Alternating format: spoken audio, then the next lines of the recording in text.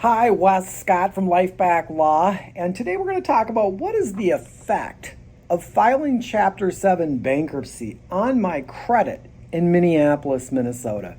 You know, it's a good question, and people always want to know, well, how does this impact me if I file bankruptcy? And they almost always think it's really bad, and that's not true. And I know that it seems strange to say that if you file a Chapter 7 bankruptcy in Minneapolis, Minnesota, that it improves your credit, but that's what I'm telling you.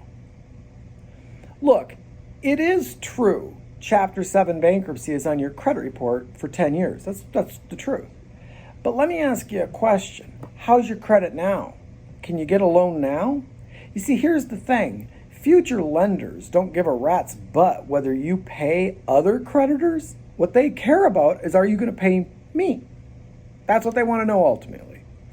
And so if you go to a lender today and you say, well, I've got $50,000 in credit card debt, right? But if you go to a lender tomorrow and say, I have no debt, all of a sudden you become more attractive to that future lender because you have no debt. You can't file again for 8 years.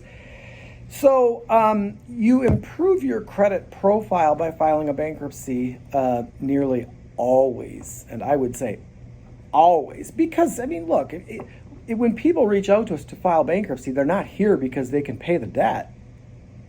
They're here because they can't. And so you only improve your credit profile by getting rid of unwanted debt when the time is right. When you are ready to get your life back in Minneapolis, Minnesota, or anywhere else in Minnesota, reach out to Minnesota's most kind and helpful bankruptcy law firm by going to lifebacklaw.com today. You're going to be so thankful you did.